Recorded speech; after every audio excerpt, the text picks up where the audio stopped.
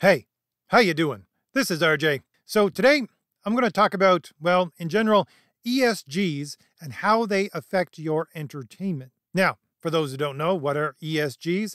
It's basically a Western version of a social credit system, which is there to prompt industries and individuals to follow a quote unquote progressive agenda in the way that they consume things and that the way producers produce, especially entertainment. Now, right off the bat, I'm going to say I'm not going to talk directly about ESGs here.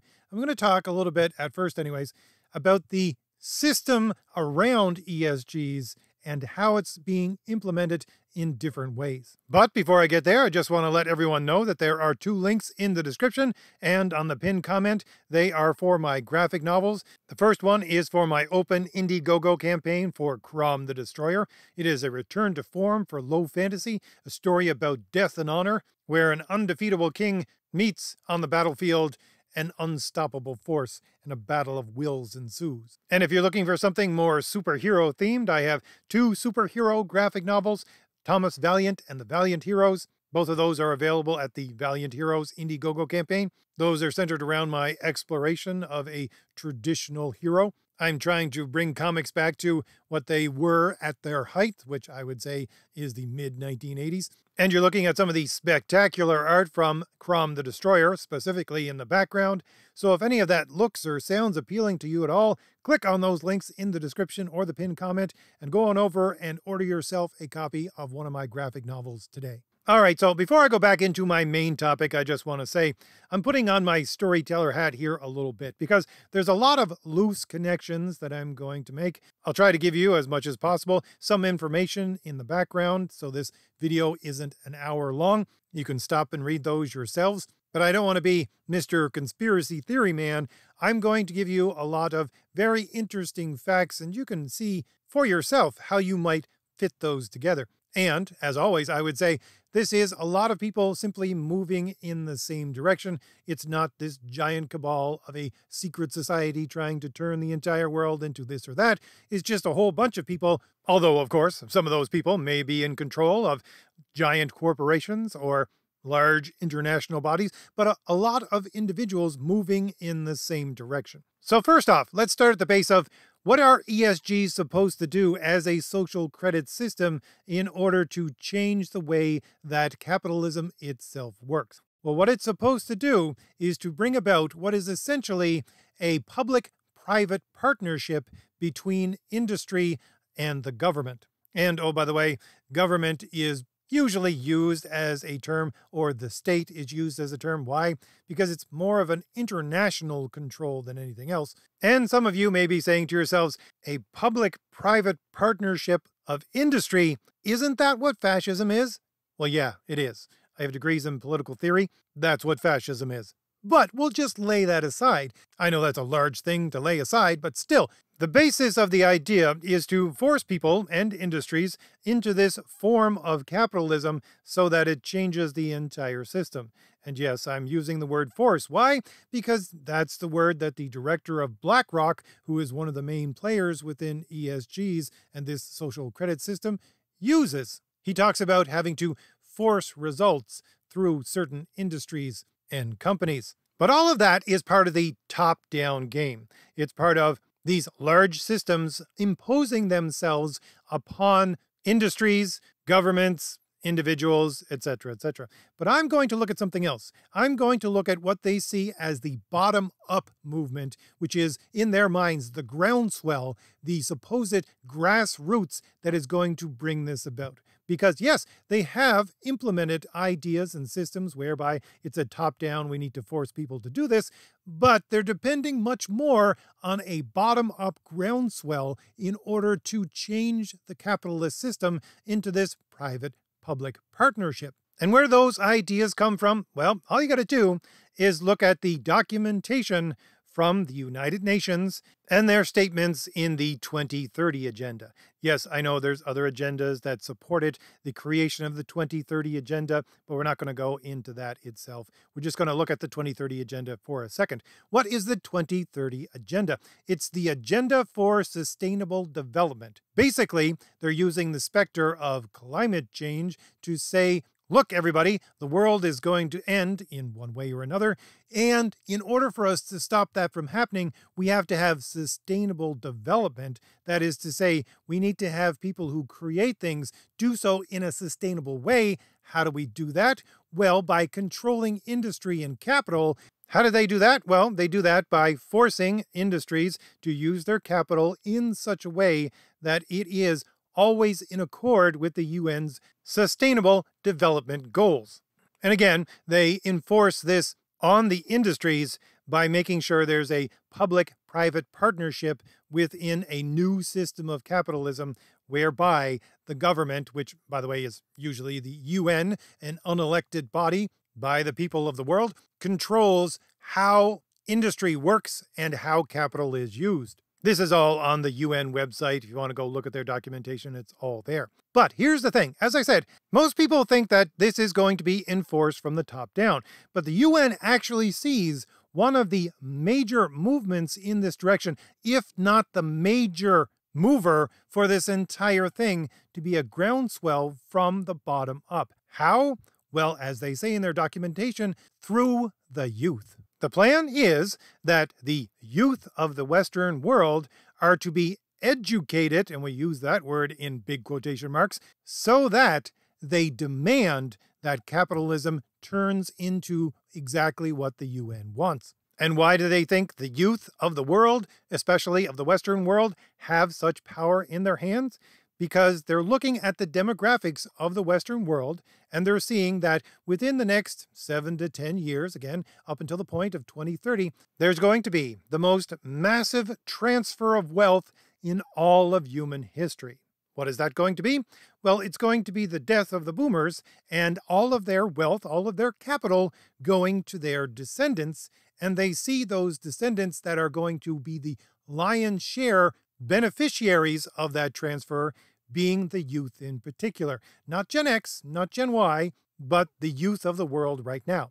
So again, the plan is once the boomers start going the way of the dinosaurs and the youth get a hold of this massive amount of wealth that had been stored up by the boomers, the youth then, after having been, for the last, 20 years minimum, educated by the United Nations and projects that the United Nations puts forth through other governments and through its own means, are going to demand that sustainability be the word, the watchword for how industries must act, and they will then push for the Sustainable Development Goals, which means a bottom-up swell that pushes industry into the social credit system of the public-private partnership that the UN wants in order to change capitalism into what is basically fascism. All right, so that's the 60,000 feet in the air overview of the entire thing. Let's move downward one notch and see if we can connect this to anything else. So let's talk about how the UN intends to implement this education of the youth, or I should say, has already moved for quite some time to implement this education of the youth. Well, besides nations doing their own thing in order to implement this education, the United Nations created something in 2006, the United Nations Alliance of Civilizations. Now, originally in 2006, when the Alliance of Civilizations was begun by the director of the United Nations, and by the way, it reported directly to him, it was at that time said to combat extremism because it was a reaction to what happened on 9/11, 2001, because you had all of these tensions building up between the Western world and the Muslim Islamic world. And the Alliance of Civilizations was meant to ease those tensions. How? Well, it came up with 4 main goals that they were going to pursue, and they later added a 5th one. I'll flash some things in the background to show you a little bit more in depth of what I'm talking about, but here's the gist of it. They're going to concentrate on media, youth, education, migration, and women as peace mediators, which the women thing is the 5th one that was added on later. Sounds a bit like what you would get as a grocery list of what must be included in your entertainment today, doesn't it? They want to concentrate on media because they have to promote good sources of media. They have to concentrate on the youth because it says they are critical agents of social and economic change and growth. Again, they have to focus on educating, especially, as they say, the challenge of preparing young people for what they call an interdependent world that might be unsettling to individuals and collective identities. Now, one thing to note here, whenever they say in their documentation individuals, they also follow it up with collective identities. Now, to me, that would say they're just throwing individuals in there to make people feel good. Why? Because whenever you have individuals in a quote-unquote progressive society who are butting up against an identity group, it's the identity group that always comes out on top. But moving on, they talk about migration, which seems to be an odd one to stick in there.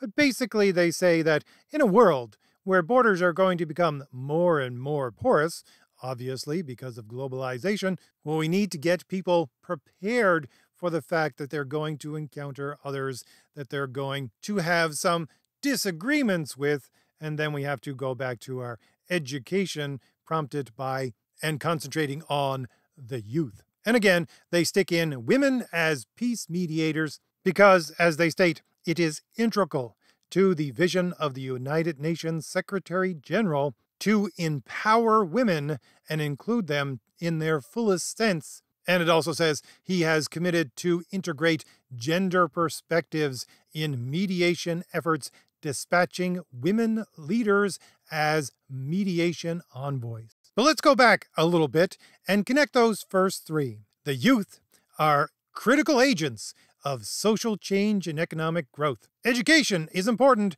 especially preparing young people through that education, as they state.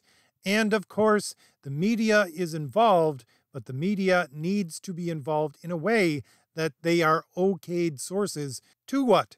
To promote, again, this education. And as I said, this entire thing was set up in order to quell troubles between Western civilization and the Islamic world. That was in 2006.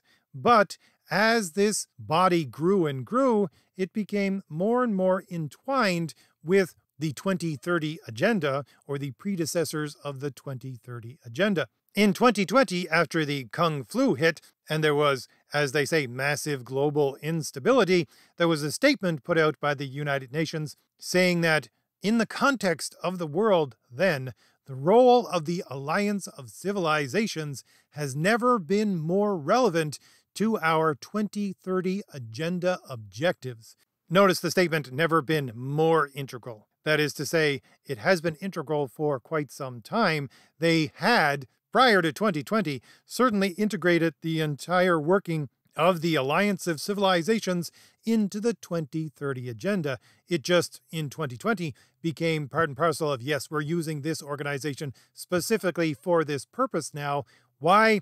Because when things happened in 2020, they started to see a fracturing of their globalist ideas, their porous border ideas. Again, see migration as part of the Alliance of Civilizations. And so they sought once again to better educate the public, especially the young. Now, what does any of this have to do with your entertainment? Well, let's zoom in just a little bit more. And again, this is going to be, as I explain it, just one connection, I'm sure, since this is the United Nations. It is an international body all over the world. There are many, many connections like this. I'm just going to give you this as an example. Now, first of all, where is the Alliance of Civilizations located? Well, you might think, being the UN, it's located in where? Europe, or just loosely all over the world? No, although it does have meetings all over the world, it is centered in New York City. And when I started to pull on some threads to see if there was anything that was connecting them to New York City or entertainment within New York City, something popped up that is usually on my radar. It is the name of one man, and that man is Omar Amanat. So Omar Amanat apparently is a co-founder of a film fund alliance with the United Nations Alliance of Civilization Media Fund. Now, I'll have to explain, of course, who Omar Amanat is. Now, I did a video about this a little while ago, probably around 2018. I'll link that old video in the description, but I'll try to summarize the main points here. Omar Amanat is a multi-millionaire who became so through certain programming techniques. He then moved on to be a producer in Hollywood and has produced, during the time he was in Hollywood, the late aughts, right up until around 2017, many movies that you've probably heard about or maybe even watched, like The Twilight Saga, The Hurt Locker, Red, many, many more. So he's very influential in Hollywood, and Variety magazine even at one point stated that he was the most influential figure in Hollywood that you've never heard of. But it's not just what he did, it's also his connections that are very interesting. Number one, he is the brother of Sana Amanat. Sana Amanat was fast-tracked around 2009 to become the person second in command at Marvel Comics. She became the vice president of character development and content, and most people have no clue what she did. You have Richard over at Comics Matter, who has actual people working at Marvel at that time, and they always told him, we have no idea what she does here. Although she did start out as an editor and then certainly helped produce things. The people I'm sure that Richard was talking to are mostly creative people, and they simply had no idea what she was doing there. By the way, a little bit of background there. Here was a girl at that time, a young woman. She was about 3 years out of university. She had taken a journalism degree and had other smaller things like Middle Eastern studies under her belt. So 3 years out of university, she couldn't find a job, so Omar Amanat, her brother, got her a job with a very small independent comic company that I'm sure no one here has ever heard of before. What she did there, we have zero clue, and the reason he got her that job there was because the person who owned it was a personal friend of Omar Amanat. However, this company closed down business in about the 3 years that she was working for them, just packed everything up and moved to India. And so she floundered around for a little bit, thinking that she would get back into journalism. She didn't know what. And then the story that she tells is that Joe Quesada from Marvel Comics, which, by the way, in 2009 was floundering itself and was not connected to Disney, he showed up on her doorstep and said, we want you to come and work for Marvel Comics, and we want you to restructure the entire way that comics are produced, and, oh, by the way, our entire audience base as well. She recounts again that she told him, I don't have the experience to do that, and he replied, that's exactly what we need. So there's a whole bunch of loose ends there. I agree, you can fit them together however it is you wish. Here's how I fit them together in my head. She was basically a political hire in order to connect Marvel Comics to political actors that may help it sustain itself during the time it was floundering. And she did indeed help propel Marvel Comics into a more public eye through political connections, having at the very least 2 meetings with Barack Obama, the then sitting president of the United States, one in which was a White House talk where she introduced Barack Obama to the crowd. And again, talks about beforehand Marvel Comics and how they're being so inclusive, etc., etc. This leads into several other connections, the most important being the connection between Omar Amanat and Sana Amanat with Huma Abedin. Now, who is Huma Abedin? Well, she is the right-hand man of Hillary Clinton, and was the right-hand man of Hillary Clinton, although she is a woman, by the way, during Hillary Clinton's run for president. Huma Abedin controlled Hillary Clinton's campaign for president, was working not only for Hillary Clinton at that time, but was also the major director of the Clinton Foundation. And you got to remember, this was all at a time when everybody, especially the quote-unquote progressives, thought that Hillary Clinton was going to be the next president of the United States. So this is a very high-level political connection, and most probably the connection that got Sana Amanat into the White House to talk to Barack Obama, the sitting president. But you may say, they're just cousins. Huma Abedin and the Amanats are just cousins. There's only a loose connection there. Well, not quite. Why? Because Sana Amanat has said on at least one occasion that Huma Abedin was like a sister to her. Why? Because they basically lived in the same house as they were growing up. And so, why did they live in the same house while they were growing up? Well, that's an interesting tidbit, and I have to bring up at the same time, there were some people in Congress who objected to Huma Abedin being given the status that she did under the Clintons. Why? Because of her father.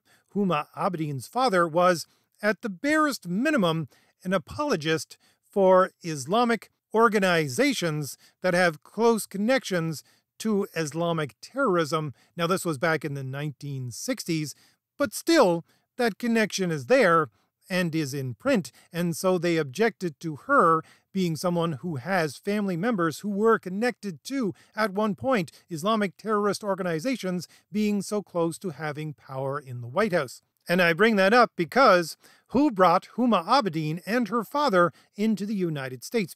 Well, that would be the Amanats. Sana and Omar Amanat's mother and father worked to bring in several, especially of their relatives, into the United States in the 1960s. And so, when Huma Abedin and her father were brought into the United States, they lived with the Amanats, who brought them into the United States. And again, their kids grew up together almost as brother and sister. So yeah, there's a very close connection there. Also, I have to mention that out of that connection started an organization called the Amanat Family Trust, which became an international organization based out of New Jersey, made up almost entirely of family members or connected extended family members of the Amanats, which was set to basically promote, quote-unquote, progressive ideology and the acceptance of Muslim society all over the world, which again sounds very similar to what the Alliance of Civilization was tasked with doing. Oh, by the way, I should bring up this point just so I'm thorough, but I'm not accusing anyone of anything while I say this. But funny enough, the day that the Twin Towers fell in New York, Omar Amanat had an interview scheduled for that very specific day that they came down. But he didn't get there in time. He was doing another interview and it ran long. And so he actually very fortuitously missed the fact that the entire building was destroyed, and so that saved his life. Now, I'm sure you might say, well, that could be a coincidence. And yeah, it could be a coincidence. But also you got to remember that his uncle had connections to, as it is reported anyways, and certainly if you look at some of the things he wrote in the 1960s, institutions which were in themselves connected to terrorist organizations. So again, you want to put those number of events together in your mind however you see fit. I'm not going to do that for you. Now, before I move on back into entertainment, I should also note that Omar Amanat is no longer a producer in Hollywood. In 2017, now, odd that it's 2017.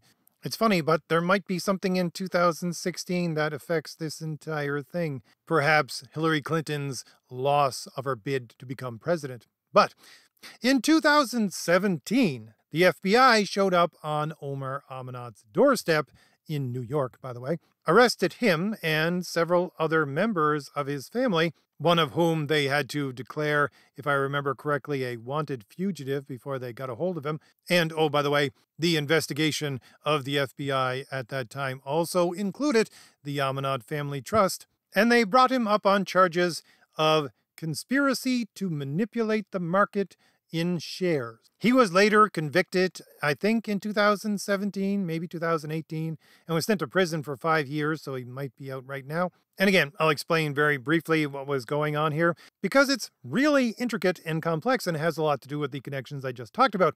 Well, Omar Amanat was known in Hollywood as being, as it was reported, a serial swindler. So how does someone who is known to be a serial swindler, as it was reported, keep on getting people to loan him money so that he can then defraud them, which is what he was convicted of? Well, he would use his political connections, I would say most notably with the Clinton Foundation, but also, of course, including the Amanat Family Trust, to open up humanitarian programs, or what appeared to be humanitarian programs. These programs would give him an air of legitimacy, which he then used in order to downplay the idea that people called him a serial swindler, then still got people to loan him money. And oh, by the way, some of that money seems to, and I repeat, seems to, have made its way back to the Clinton Foundation in the form of large donations by Omar Amanat. And of course, one of these so-called quasi-humanitarian things that he did to establish was the film fund that he co-created with the help of the Alliance of Civilization. Oh, by the way, what were his reasons for having set this up with the Alliance of Civilizations? Well, of course, there was the whole Amanat Family Trust thing of trying to promote Islamic society throughout the world and its connection to the West, again, which is exactly what the Alliance of Civilization was set up for. But as he says within an interview for Oprah magazine, it was his support of what is called the plausibility theory which brought him to this point. Now, what is the plausibility theory? Well, the plausibility theory goes as follows, and he's not the only one who actually ascribes to this. It's that within the 1990s, American television started to become a mainstay within the households of people in the Middle East.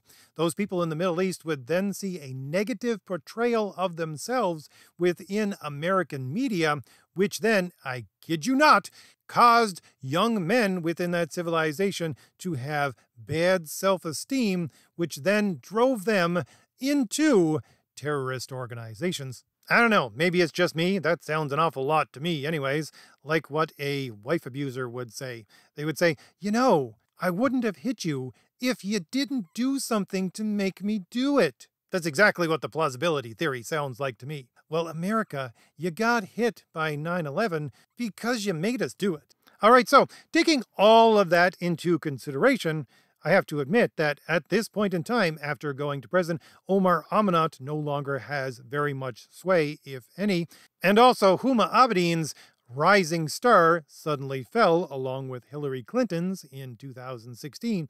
But let's look at something else which had an impact while they had power, which still is continuing on today. And I admit freely that here's where I get into a little more supposition. At one point, and we know this from Omar Amanat's official website, which now is closed down but was archived, that he at one point wrote a treatise, a mission statement as it were, about how to change media in order to promote more quote-unquote progressive ideals. Now, I have not, as of yet, been able to obtain a copy of this manifesto, but if anybody actually has a copy of it or knows where I can get a copy of it, I would love to read the entire thing. But let's look at how this entire thing, including this mission statement by Omar Amanat, may have affected, and I'll say may have affected, his little sister, Sana Amanat, who looked up to him like he was the second coming. Honestly, listen to her on her podcast when she worked for Marvel. Yes, she was very much a smitten little sister who looked up to her brother, who, when she was in high school, was a multi-millionaire and would come home with his supermodel wife. Yes, the man who got her job first within comics and then most probably facilitated her moving into Marvel Comics and doing all the things that she does today. And, oh, by the way, Sana Amanat no longer works for Marvel Comics as of 2020. She moved over to Hollywood to become an executive producer at Marvel Entertainment. Now, she's only a low-level executive producer, I admit that, but still, she's working her way into Hollywood as an executive producer, just as her brother was. So I don't think it's a great assumption to say that Omar Amanat's little treatise about how to change the entertainment system within Hollywood to make it more, quote-unquote, progressive and more in line with integrating Islamic acceptance into the entire system, which, yes, he talks about that a little bit on his old website, and by the way, again, was the exact thing that the Amanat Family Trust, which he was a major part of, was trying to do, which again is also the origins of the United Nations Alliance of Civilizations, which Omar Amanat was connected to.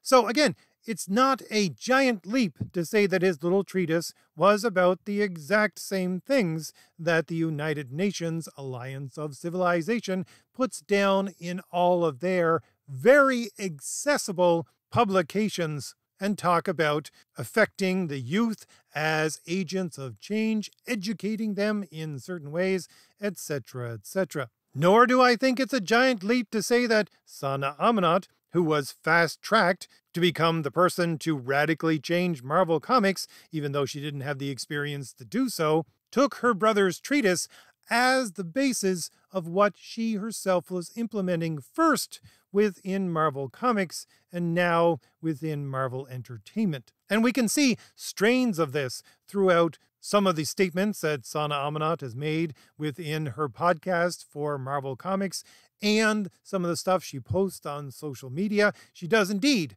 post some of the things which are generated from the Alliance of Civilization about how to bring more and more Muslim representation into Hollywood. She has done that for years now. So again, I don't think it's a giant leap to say that she's using the same playbook that he was. Now, finally, let's bring this all down to the street level wherein you and I interact with our entertainment. There has been something intricately connected with Sana Amanat that has affected, over the last 20 years, on and off at different periods, comics, video games, television, and movies. And that would be the character of Kamala Khan, Miss Marvel. This character was co-created by Sana Amanat along with G. Willow Wilson. The person who was directing the creation of the entire thing was Stephen Wacker, who said to her, "We're going to make a character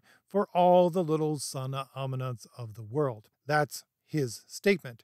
So basically, this character is a self-insert for Sana Amanat. And this character, although people tell me over and over again that her first run within comics was fairly good, it sharply declined after that. In the period when we had good comic numbers, and I had my channel roughly between 2017 and 2020, I did videos several times breaking down and poring over the numbers for sales for, quite specifically, Marvel Comics, and you would see Miss Marvel at the bottom of the pack again and again. It would get to usually the point of somewhere between 12,000 and 7,000 copies sold per issue, and then they would cancel it. And again, after they cancel it, they would wait a few months and then reboot the entire thing so that the number ones would drive up the numbers of sales, although it would usually take just the number of issues for almost a miniseries before they would fall like a stone again. And you got to remember that this is per issue, that a company that is international in scale, owned by Disney, could not sell, at times, more than 7,000 copies of this comic worldwide. And those sales that were reported were to comic shops, not to actual comic buyers. You got to remember that. So this is a character that no one really wanted. And yet, it's also a character that found its way into the Marvel video games, the Marvel television, and now the Marvel movies. This failing character was brought into first the Young Avengers, and then that failed. It was brought into the Champions, and then that failed. It was then pushed even further into shorts on the internet as part of the Marvel Rising initiative, and after that brought into an animated movie on Disney Plus, which Disney, by the way, stuck in the worst time slot ever, especially for a kids animation movie. I think it was like 11 o'clock at night, and Sana Amanat had to go on her podcast and said, "Please, parents, let your children stay up and watch this." But anyway, then after that, and those things didn't make any money either. After that, she was one of the characters of Marvel pushed into the Marvel Cinematic Universe through the television. And again, we know that the numbers for that television show were not great, and yet they decided to push this character into the movies as well. Oh, and where's the gaming connection to all this? Well, somewhere in the middle there, they also took this character and pushed her to be the main character that was supposed to be centered around the Avengers,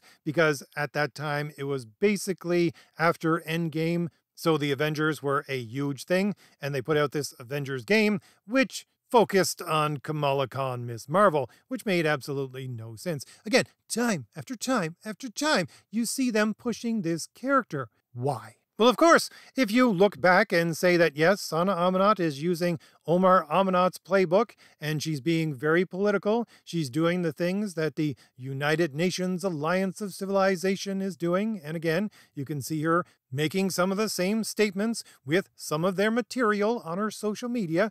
She's using the playbook of, we have to use this character in order to promote progressive ideology, to be sure, but really at its heart, to do as the Alliance of Civilization is supposed to, bring Western civilization and the Islamic world more and more into a connection with each other. And this is how the character, by the way, is always portrayed in the media, and especially through Marvel statements. She's a Muslim American superhero. And, oh, by the way, whenever she's written in the comic books, she has to be written by a Muslim writer. And, oh, by the way, the character, let's bring it right back to comics again, just died a few months ago within the comics so that they could bring her back. Why? So that they could bring her back as a mutant.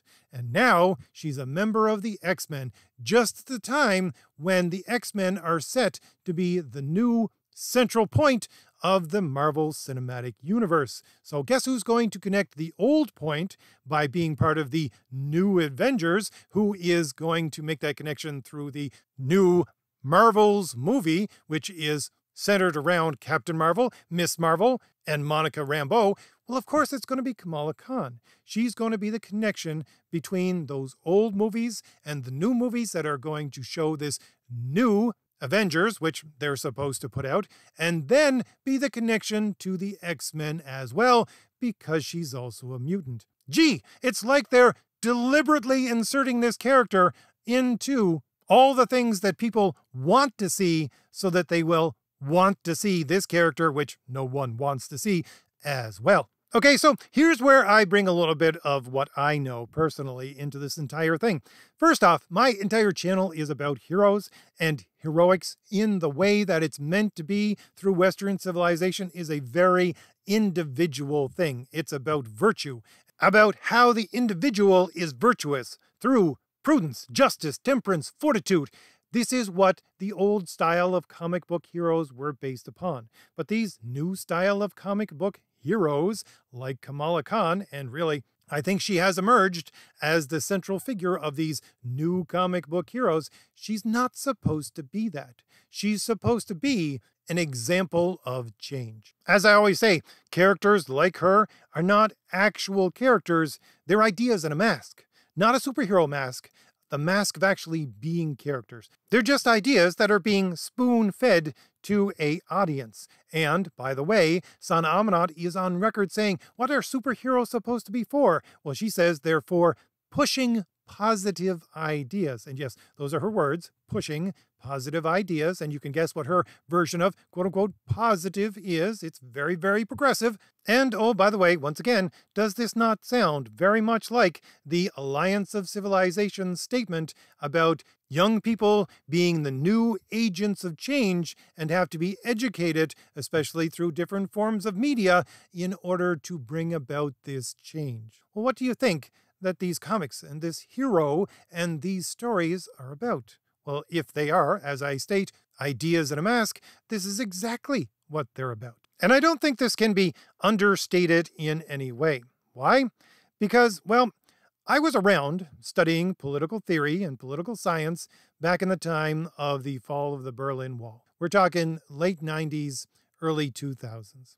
And at that time, you had what was basically Western liberal democracy, which is just really the most successful of these quote-unquote progressive ideologies, which fought amongst each other for the last 200 years to see who would come out on top. Well, liberal democracy said, yeah, we've come out on top. We've defeated everybody. First it was the anarchists and they were defeated. Then it was the fascists. Then it was the communists. We've defeated them all, and now we've come out on top. And the general consensus, especially of the most prominent people within political theory at that time, was now liberal democracy was simply going to become a global entity which was going to take over the entire world because this was, in some effect, the end of history. This is what the entire world was going to become. And there were no more enemies to defeat. There was only one small problem that they had to deal with, and they talked about within the papers that were written at that time. What was this small problem that had to be dealt with? Well, it was the Islamic world. And again, we're talking late 1990s before 9/11 even happened, and then 9/11 happened in 2001. Then we get the Alliance of Civilizations in 2006, promoting this unity between these two civilizations, Western civilizations and the Islamic civilizations of the Middle East. So here's what I want to propose. If you look at the entertainment around you today, it is being spoon-fed to our civilization for several different reasons. One of them being to promote progressive ideology, but more importantly, to promote a connection between Western civilization and the Islamic world. Why?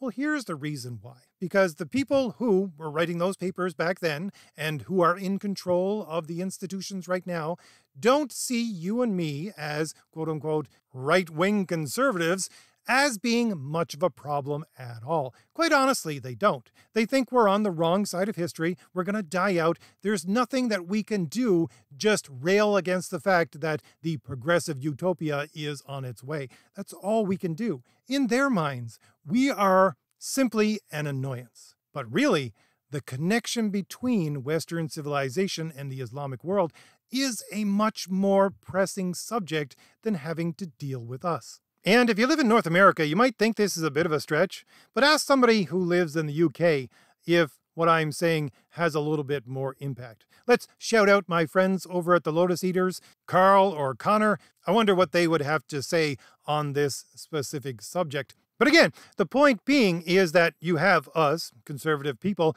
that are railing against this progressive agenda within your entertainment, but we're railing against it thinking that it's pointed at us.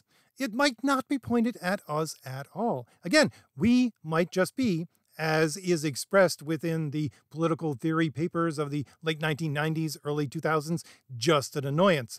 What they're directing it towards is towards the Islamic world, or people from the Islamic world who are passing over through these porous borders that the Alliance of Civilization was talking about. Why? Because it has to deal with that problem. That problem that's been on their plate since the mid-1990s. That problem, which institutions like the Alliance for Civilization were set up to combat.